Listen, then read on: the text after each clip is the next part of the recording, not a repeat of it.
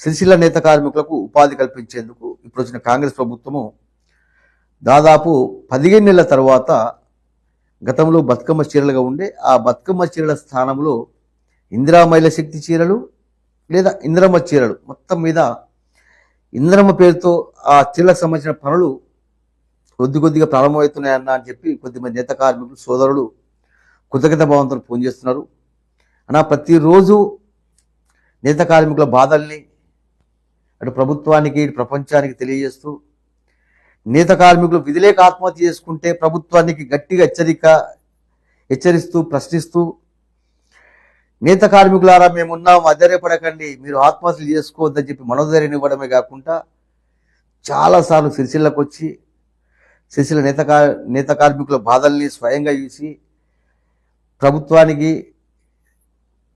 తెలియజేసినందుకు ధన్యవాదాలని అని చెప్పి చాలామంది నేత కార్మికులు ఫోన్ చేస్తున్నారు. సంతోషం, అది మేము బాధ్యతగా భావించినాము.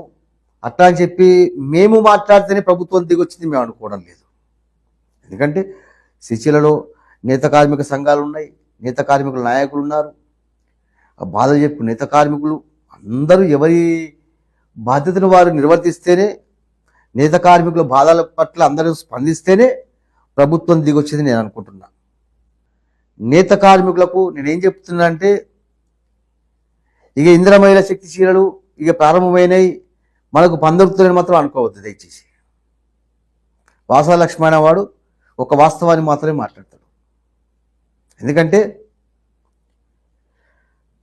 ముఖ్యమంత్రి రేవంత్ రెడ్డి గారు ఏం చెప్పిళ్ళు, గత ప్రభుత్వము నాసిరకం చీరలు ఇచ్చింది, కానీ మేము నాణ్యమైన చీరలు ఇస్తాము, ప్రతి మహిళకు 2 చీరలు చొప్పున ఇస్తామని ముఖ్యమంత్రి గారు ప్రకటించారు.